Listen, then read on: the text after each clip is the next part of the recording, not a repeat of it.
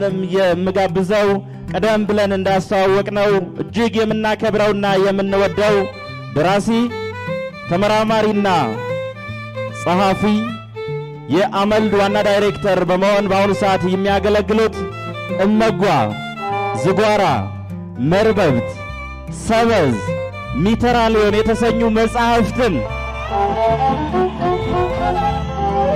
ጽፈው ለአንባቢያን ያደረሱና በተለይም በቅርብ ጊዜ የማስታውሰው ሚተራሊዮን በታተመ 2 ሳምንት ባልሞላ ጊዜ ውስጥ የትኛውም የመጽሐፍ መደብር ውስጥ የማይገኝ ታላቅነትን፣ ኢትዮጵያዊነትን፣ አክብሮትንና ባህልና ትህትናን የሚሰብኩት ታላቁ ምሁር ዶክተር አለማየሁ ዋሴ እዚህ ይገኛሉ። መልእክት ያስተላልፋሉ። እሳቸውን ወደዚህ ጋብዛለሁ።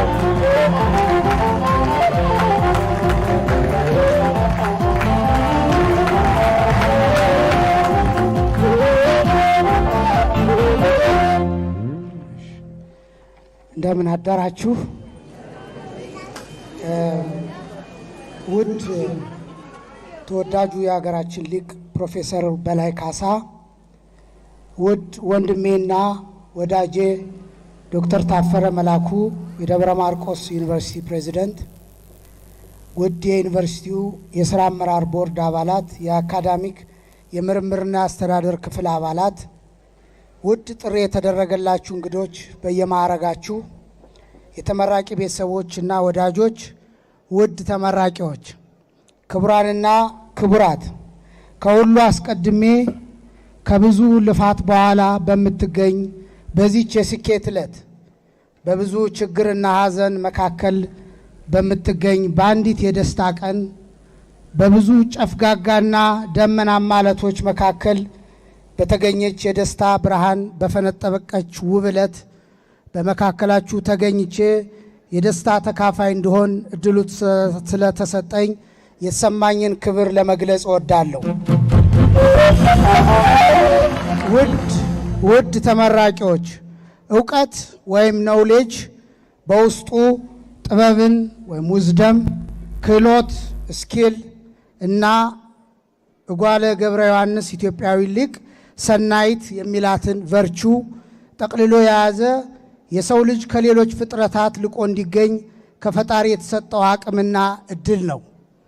ዕውቀት ሊረቅም ሊገዝፍም ሊታይም ላይታይም ሊከብድም ሊቀልም ቢችልም መሰረታዊ ጠባዩ አዳጊ ወይም ኮስማኒ ሊሆን መቻሉ ነው።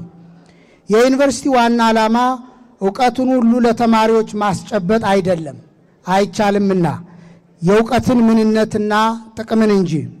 ዛሬ ስውሩ የዕውቀት ዓለም መጋረጃ ለእናንተ የተገለጠ ስለመሆኑ የምስክር ቀን ነው።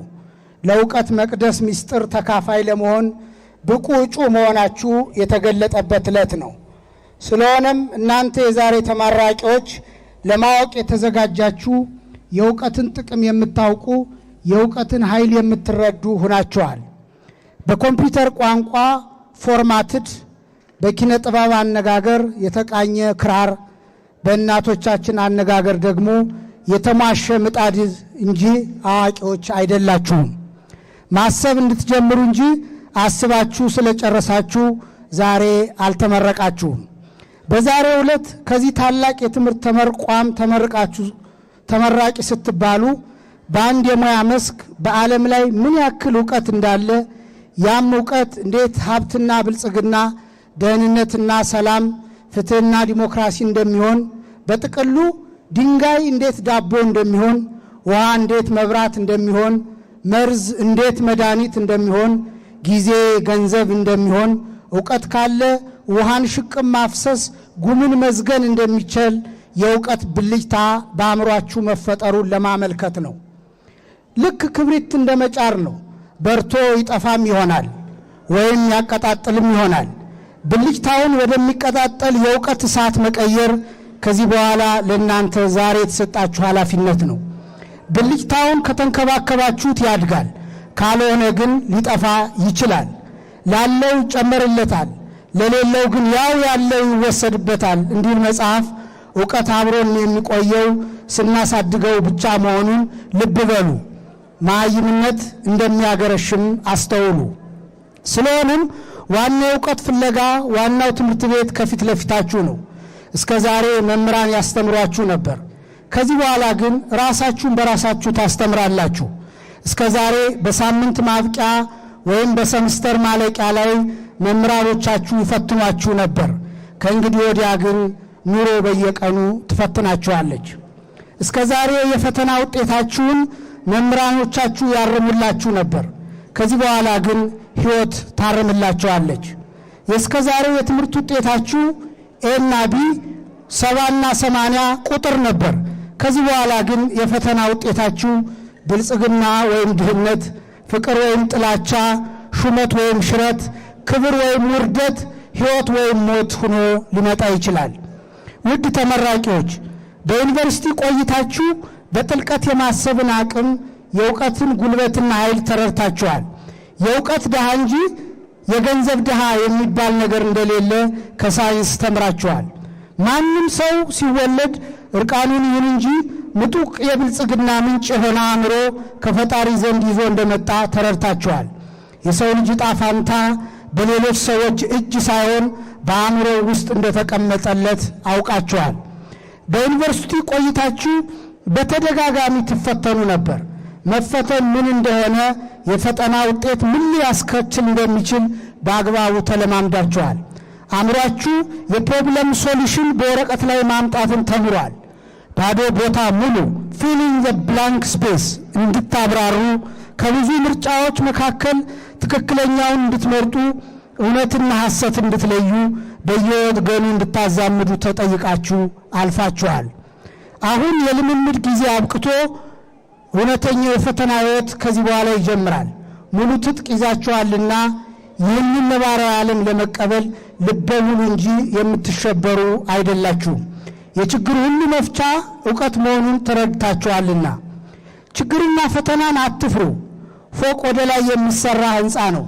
መጀመሪያ ግን ስራውን ወደ ታች በመቆፈር መጀመር ግድ ነው። ብዙ ለማምረት በአግባቡ ቤት ውስጥ የተቀመጠን ዘር ጭቃ ላይ መጣል ግዴታ መሆኑን ልብ በሉ። ሕይወት ጭቃ ላይ ብትጥላችሁ አብስታ ልታበቅላችሁ መሆኑን ልበ ሙሉ ሁኑ። በተማራችሁበት የሙያ መስክ በመሰማራት ራሳችሁንና ወገናችሁን አገልግሉ የሚል ምክር ላስራችሁ አልፈልግም። ይልቁንም የልባችሁን ፍላጎት መሻት ተከተሉ፣ ፎሎው ዩር ሃርት እላችኋለሁ እንጂ የሰለጠናችሁበት ሙያ መነሻችሁ እንጂ መድረሻችሁ ለመሆኑ እርግጠኛ መሆን አይቻልምና ከዩኒቨርሲቲ ያገኛችሁት መስፈንጠሪያ ሞላ ወይም ስፕሪንግ ቦርድ እንጂ መታሰሪያ ገመድ አይሆንባችሁ። ስኬት የሚመጣው የምንወደውን በምናውቀው ልክ ስንሰራ ነው። ይህንና በሕይወት ጉዞ የምንወደውና ከምናውቀው ጋር ካገኘነው ጋር አይገጥም ይሆናል። የምንወደውን ቶሎ አናገኝ ይሆናል። እናም ያገኘናቸውን እየሰራን ወደምናውቀው እናመራለን። ቀጥሎ የምንወደውን እንጨብጣለን። ይህን ንግግር የሚያደርገው ሰው ከዩኒቨርሲቲ በማዕረግ ተመርቆ 1 ዓመት ስራ አልነበረውም። ራሱን ፈልጎ ለማግኘት 23 ዓመት የአካዳሚክ ሕይወቱን 43 ዓመት አጠቃላይ ዕድሜውን ፈጅቷል። የምናውቀውና የምንወደው እስኪገኙ ድረስ የሕይወት ፍለጋ ይቀጥላል። የሰው ልጅ ፍለጋ አያልቅም። ፍለጋው አለማለቁ ደግሞ የመኖር ተስፋው የመኖር ፍላጎት ቁልፍ ጉዳይ መሆኑ ይገርማል። ሰው የሚፈልገውን ካገኘ የሚጠብቀው ሞቱን ነው እንዲል ኢትዮጵያዊ ጎርጎርዮስ ቅዱሱ ሊቅ የሚያኖረን የማያልቀው ፍለጋችን ነው ይለናል። ውድ የዛሬ ተመራቂ ወንድሞችና እህቶች፣ ሰው ካለው ከፍሎ ወይም ቀንሶ ይሰጣል።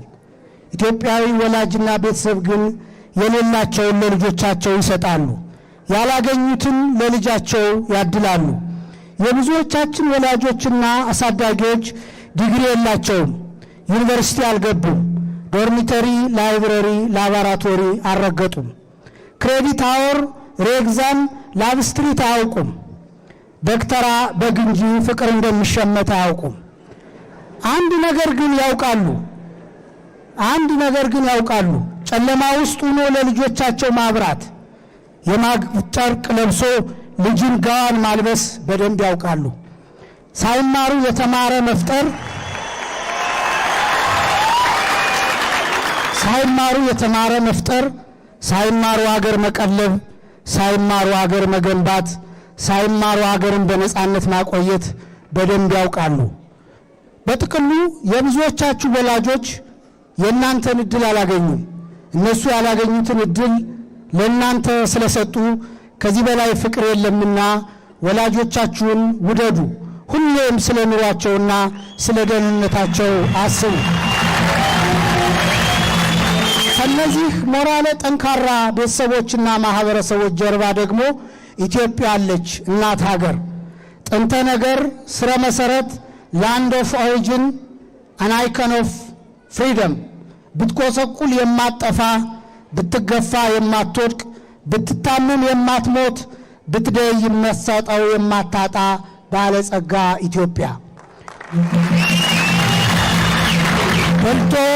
በልቶ ከሚርበው ለብሶ ከሚበርደው ሞልቶስ ከሚስገበገበው በላይ የሞራልና ክብር የምትሰራ ድንቅ ሀገር አለች ኢትዮጵያ። ባልተማሩት ተገንብታ በተማሩት የምትሰቃይ ሀገር አለችን። በክፉ ተግባራችን የተነሳ ዜጎቿ በድህነት የምንኖርባት ሀብታም ሀገር አለችን ኢትዮጵያ። እናም የዛሬ ተመራቂዎች ለነዚህ የከበሩ ወላጆችና ምስጢራዊት ሀገር ኢትዮጵያ ምን ታበረክቱ ይሆን? ልብ በሉ፣ በሀገራችን ብዙ ባለ ዲግሪዎች አሉ፣ ብዙ አዋቂዎች ግን የሉንም። ብዙ ባለሙያዎች አሉን፣ ችግር የሚፈቱ ግን ብዙ የሉንም።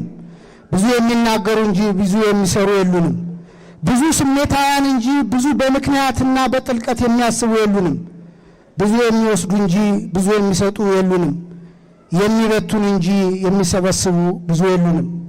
ሀገር የሚያቆስሉ እንጂ ሀገር የሚያክሙ ብዙ የሉንም። እንግዲህ እናንተ የትኛውን ቁጥር ትጨምሩ ይሆን? የተማረ ይግደለኝ ይላል ሀገሬ ሰው። የዚህን የተማረ ሰው የማክበር መገለጫ ስነ ቃል አሁን በፍካሪያዊ ትርጉሙ ሳይሆን በእማሪያዊ ትርጉሙ እውን እየሆነ ይመስላልና እናንተ ፍካሪያዊ ትርጉሙ እንድትይዙ ፈጣሪ እንዲረዳችሁ እመኛለሁ። አንድ ሊቅ እንዳለው መጥፎ ሰው ጥሩ ባለሙያ ሊሆን አይችልም፣ መጥፎ ባለሙያም መልካም ሰው ሊሆን አይችልም። እንግዲያውስ መልካም ሰውና ጥሩ ባለሙያ ለመሆን ትጉ። የተዋጣላችሁ ለሀገር ለወገን መከታ የምትባሉ ምሁር ባለሙያ የምትሆኑት የተስተካከለ ስብዕና ሲኖራችሁ ነው።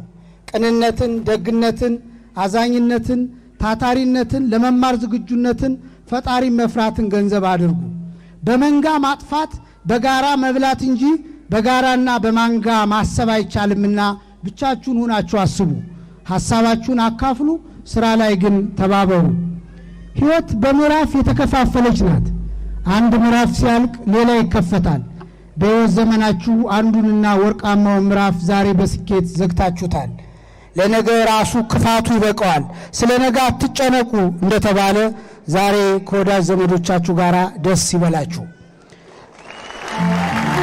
በዚች ብርቅ በሆነች የደስታ ዕለታችሁ ደስታችሁ ፍጹም ይሆንላችሁ ዘንድ ልባዊ ምኞቴ ነው።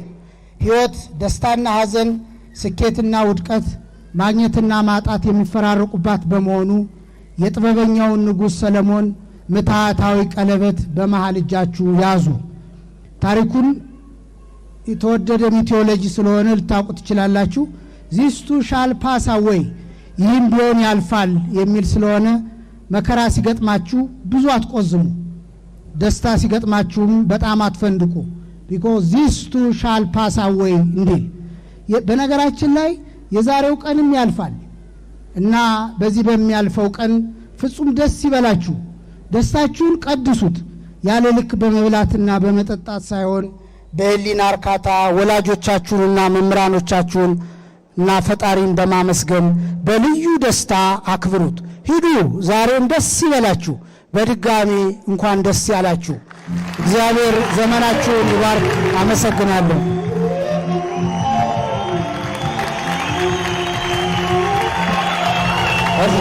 እስቲ በደንብ የሚገባቸውን ክብር ስጡ ነው፣ የሚገባቸውን ክብር ስጡ ነው።